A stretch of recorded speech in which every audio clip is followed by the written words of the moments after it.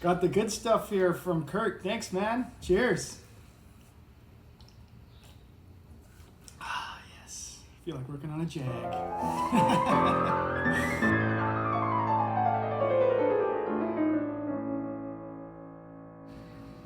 Back on the Jaguar project. Yeah, we're going to continue on from the last episode there where we kind of took out the radiator and cooling system. So next I really got to deal with the fuel system and the carbs. These dual carbs are coming out, the intake manifold. There's an air filter down there and distributor I have to deal with. We got the ignition wires running and this really wonderful loom holder here and these biscuits, these circular biscuits that kind of hold the ignition wires. It's just a thing of beauty. I love the way it's laid out. So yeah, lots of work in this engine bay. Then hopefully, fingers crossed, I'm going to test fit some triple SU carburetors. Let's see how that goes. Just want to take that air filter out, but it comes out through the wheel well here.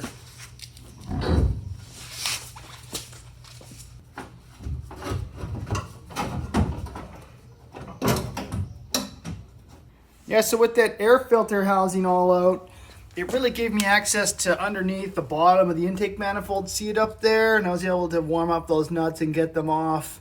But next I have to deal with, it looks like a vacuum line that runs down and towards the firewall there. Got to get that out of there.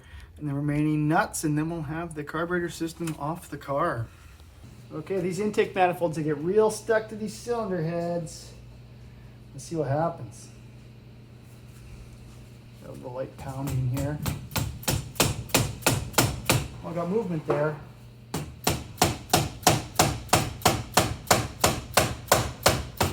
Okay, I think it's loose. Oh, look at that. Sweet does it. Yes. Yeah, I'm dreaming a bit. Wouldn't it be nice to fit these triple SUs on the XK150 project? That would look sweet. This is an original set off a 1962 E-Type. And the intake manifolds, I think, are slightly different. They have just a slightly different angle. They dip down a little differently than the E-Type does. To make this all possible, the inner fender here, this whole area is actually cut out and a different air filter box is put in and the wiper motor is relocated as well. Definitely would look sweet to get a similar setup for this car. So what do we got here? Just look at the gasket. It's a pretty old gasket, but it seems to have held up. Water jacket, it's looking so-so. A bit of grimy in there. It's pretty normal. What else we got? High torque starter. Spin on oil filter adapter. Yeah, pretty normal stuff. Engine's looking pretty bare now. We're getting there. Look at all these carburetors. What a sight. Isn't this just lovely? So we got the twin HD6s down below, original to our car. And the XK150S setup, the triple SU setup. These HDH carburetors are a lot bigger, much larger throats. And the intake tract is way better. Look how much longer and how much further away the HD8s are away from the motor. And the tract itself is way more elegant. So this one carb here feeds 2 cylinders, whereas on the HD6 setup, this one feeds 3 in a really unelegant way, kind of over and in, over and in. And that's where you lose efficiencies with this setup. And that's why a lot of people prefer to go with the HD8 setups. Now on this car, I think we're gonna retain the original carburetors, but we have yet to really solidify that, so I'm not gonna rip these apart, or this setup, which is my own. But really neat to see the comparison there. Really tempted to get this kind of thing going on our project car. What do you guys think? HD8 or HD6? Okay, here's my first look at the serial number for the motor.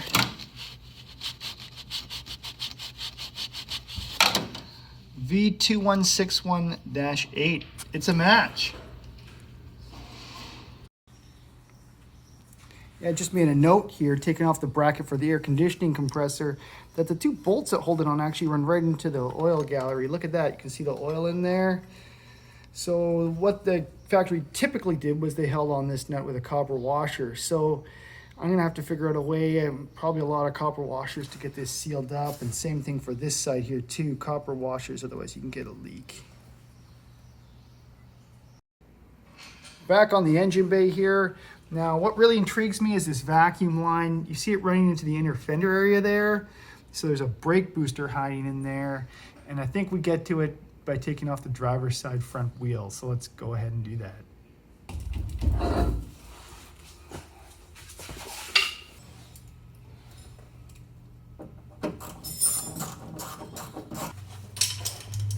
see what this booster looks like. Oh wow, look at that.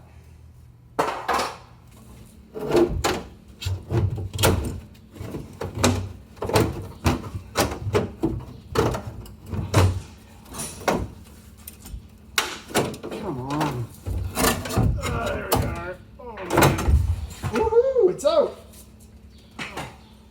Got the brake booster servo unit here on the bench, and I can get a better idea of what's going on with the shop manual here, the exploded view with the spring and the leather seal. And that leather seal is usually one of the points that really needs to be replaced and serviced on these things. The way it works is it kind of draws in fresh air through a hydraulic valve, and there's a filter here to filter the air going in from AC. That's pretty neat. And that basically lets atmospheric pressure enter the back side of the chamber so that the vacuum can suck that leather seal forward and give hydraulic pressure to the brakes. So yeah, I really want to recondition this unit if necessary. I think there are specialists out there that do these. So we're going to send this out, package it away, and get it done by people that really know what they're doing with these. I could buy a seal kit and attempt it myself, but I really think sending these things to the experts is the way to go. They got that booster out. We can have a look in where it was and where the lines were out here. And you can see in behind there's a big flat panel held on with some elongated washers and bolts. And I think that's the difference between XK120 and 150 is that thickness there on the firewall to the fender. And yeah, I'm gonna have to take this battery box out. There was a battery box on the other side here because it was two 6-volt batteries originally. Take these lines out, and a lot of these splash panels here, they're gonna all come out and really open up this area. So I'm gonna get busy doing that, and then we'll see what it looks like all opened up. This battery box isn't gonna come down until I get the car on the hoist. But while I'm in here making a big brake fluid mess, I think I'm gonna take out the master cylinders. You see them just sitting there right next to the main frame member, and the pedals go up from there, so they pivot from the bottom. Got those pedals out, and look how substantial they are compared to the knockoff. These things are really, really impressive.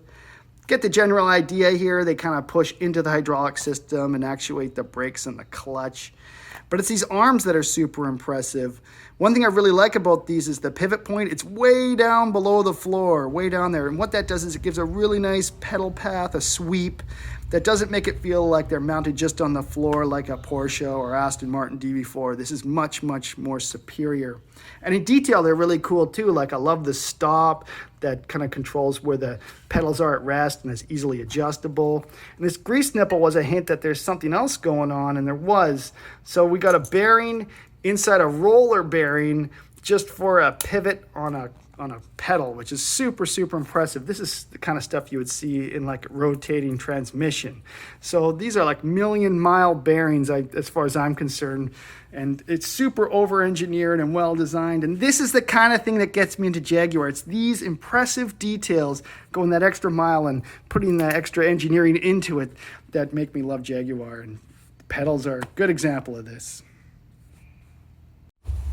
Before I move on from the front hydraulics, there's still a lot of things I gotta check out.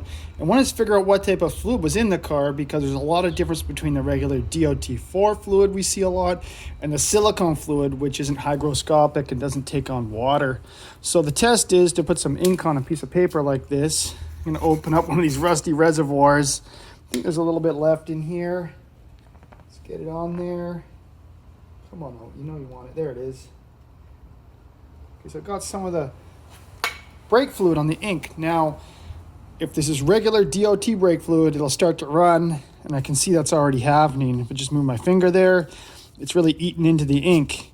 And so what that tells me is that there's DOT4 brake fluid in there.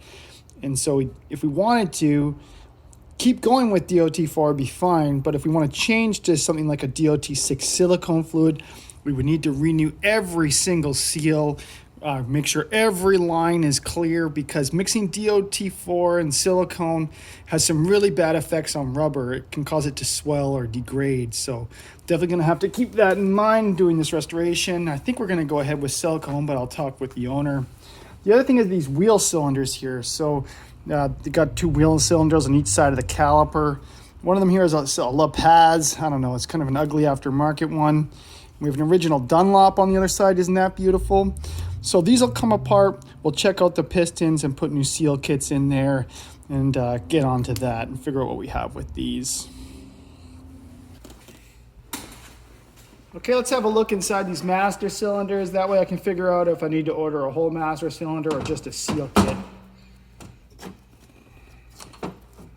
Okay, looking pretty good in here. Clip to remove.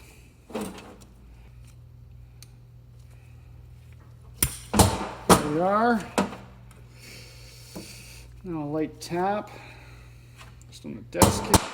No rusty fluid coming out. Look at that, piston looks pretty good.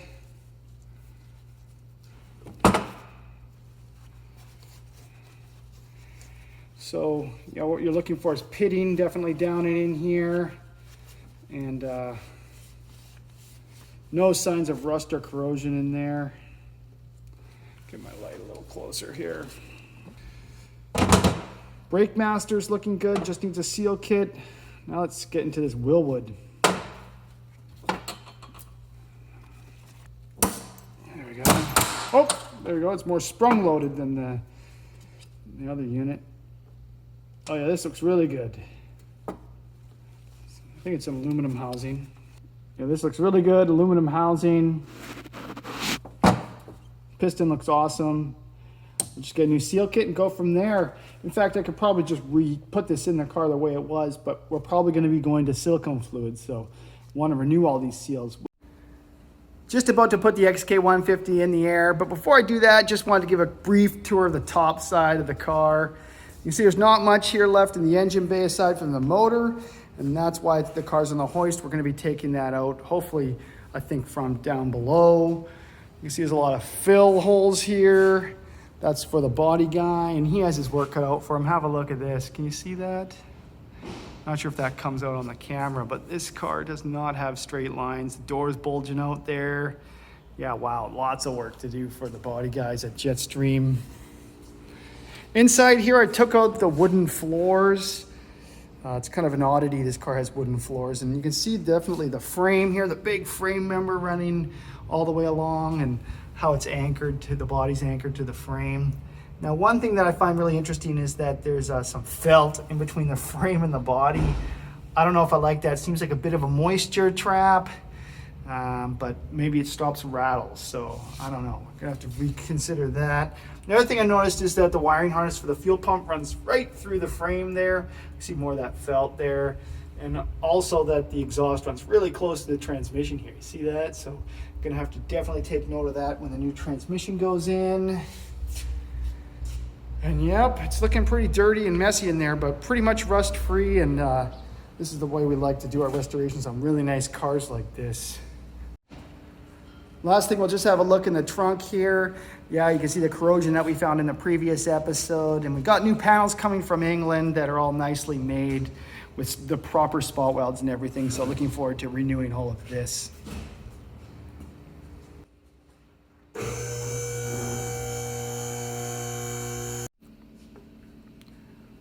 Up on the hoist now we can get a real look underneath. Like a lot of XKs, it's all black. It kind of hides the dirt and the grime.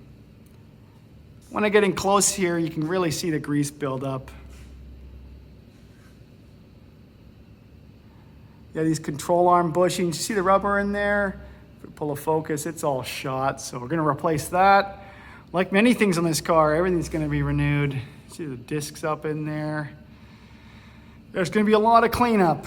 You can see where the E-type torsion bar suspension comes from. You see the torsion bar running from this control arm all the way back to the middle of the chassis. And unlike an E-type, it's adjustable. Look at that. It makes it a lot easier to work with. There's no reaction plate either. So this car in many ways is a lot easier to do than an E-type.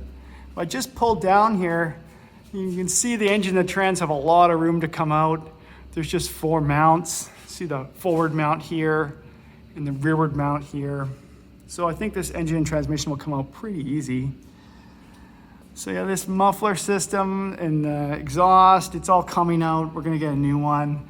It's really oil stained and looking kind of tatty, but reusable if somebody was to reuse one. It's dented here in the back.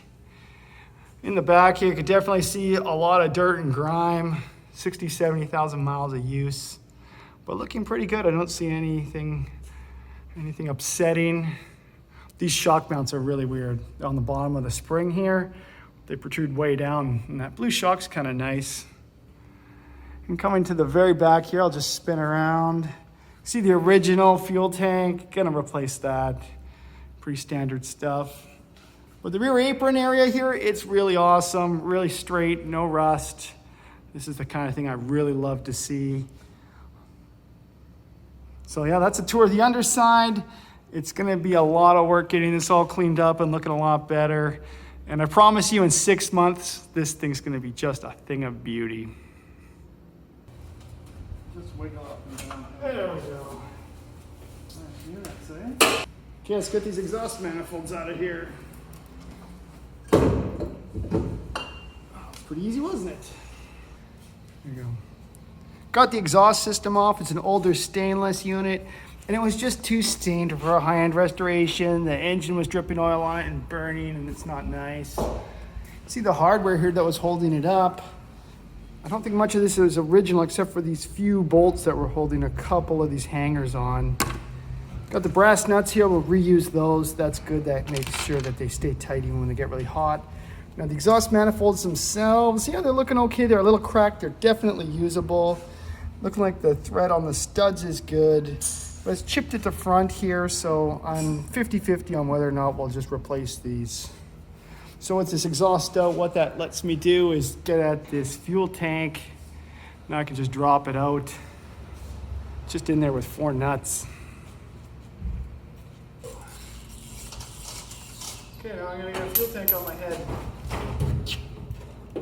Oh yeah, it's pretty heavy actually. Got it? Yeah, got that fuel tank on the floor. We could see corrosion here on the outside, not a fan of that. And 3 squares welded on the top. That was to get inside and deal with it, because at one point it was rusty inside and there's some sort of coating in there, and those don't last forever. So we're gonna definitely get a new tank, maybe steel or aluminum. Look at the sender here. It's the original sender. Probably just try to put that on the new tank. Those screws are ugly on there. See the hole here it left behind. I don't know what these deflectors are for, but they'll go back on the car. Not quite sure. And with the fuel tank out, you can really see how the chassis here, it goes down and it goes way up and over, almost like the top of the wheel there, and then down. So it really gives a lot of room for axle movement. Okay, I gotta deal with the hard 3/8 inch line that runs from the fuel tank all the way to the carburetors. You can see the fitting there with the olive, kind of goes up and over the axle. It comes down here to a union, so we can actually take it apart. And then the fuel line runs through the chassis to the fuel pump here. And this is a round bodied pump, so it's been a replacement because all the fuel pumps up to about 1965 were square bodied actually. And lucky for us, Berlin's just started making the square bodied pumps, so that's what's gonna go back on here. I'm probably gonna have to remake all these 3/8 lines. That's gonna be a lot of work. See the line runs through the chassis here, up to the carburetors, up in the engine bay there. So yeah, I gotta rip all this out. I felt somewhat bad about ripping these fuel lines in half, but not once I saw it was inside. Look at that corrosion. Yeah, it's the enemy of the fuel system, so I'm glad we're replacing all these lines. Next order of business, gotta do the handbrake. Handbrakes on Jaguars are always pretty robust and impressive. I really like them. Case in point, look at the pivot point here that the handbrake connects to. And this kind of yanks on these 2 cables that go to either side of the axle. Just look at the pads here and the lever. It's all very robust and pretty impressive, really. Special clips holding on to each side of the axle, and there's actually a lubrication point on the cable itself. So yeah, all this is gonna come out, take a few pictures first, and we're on our way to a clean chassis and body. Just got the rear wheels off. It lets us look at the discs on the back of this XK150. Pretty impressive, 1957. We got disc brakes in the back. How about that? So what we're looking at here is the caliper and the piston assembly there, and the handbrake lever down below. I'm not really impressed with the previous Restore. They just threw some paint on the front. If we swing around to the rear here, Yeah, look at that, old and rusty, probably just the same inside. So I think we're gonna replace the caliper units outright, but we have to retain this handbrake unit down below. So I'm gonna take it all off now, but yeah, really impressive stuff from Jaguar. Disc brakes on the rear, how about that? Just wanna take the drive shaft out, but look at that, it's really kicked over. It goes from the driver's side to the passenger side quite severely. I think this is part to blame. The transmission isn't really centered in the tunnel here. Doesn't even look like the rear axle's centered either. Maybe this is on purpose. Gonna have to do some research. Yeah, that diff cover looks horrible. Looks like it had some grief there at one point, so welded up. Yeah, so I'll take out this drive shaft, and I think that's the last step. Go check my ground straps are off and drop the motor and trans. Right on. Drive shaft out.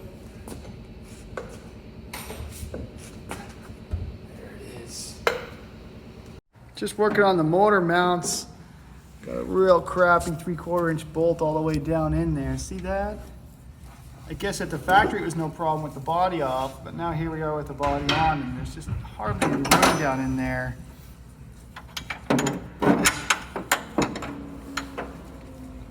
Okay, we're looking for all the clearance we can get.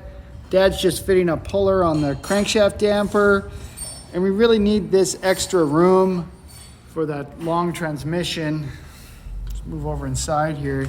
You can see we're looking for that extra 3 to 4 inches and get the clearance. And once the end of the transmission's clear of the center cross member, it can pivot down. But until then, we're looking for real estate.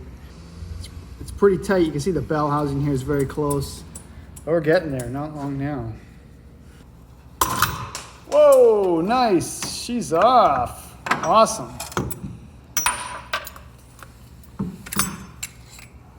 You can see the taper that crankshaft damper sits on.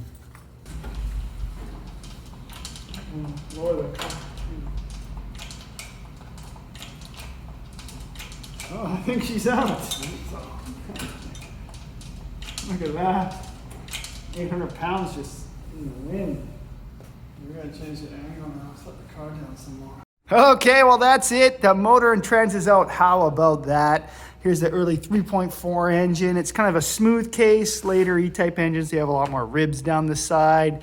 This pressure plate here, it's a spring type. The later cars, later E-types actually had diaphragms. The springs, this works. It's a little stiffer. The diaphragm's a little easier on the clutch, but that's okay. That's cool. And I think this engine's really going to be the focus for the next few episodes while the body and the chassis goes to the body shop. Hopefully we'll get a peek inside there and see what that process is like as well. What can I say about this transmission? It's a Tremec 5-speed. And this is the original bell housing here, and you can see the adapter plate, and you get the Tremec unit in behind. Very popular with the Ford group, and that can probably handle twice or probably 4 or 5 times the power that the Jaguar motor puts out. So yeah, she's out. Really happy about that. Well, that does it for this episode of the Jaguar XK150 project. Thanks for watching, everybody. And as usual, if you have any tips, tricks, comments, or trade secrets, I'd love to hear from you guys in the comments below. I read them all. Thank you so much. Well, that does it for this episode. Thanks for watching, everybody. See you later. Bye-bye.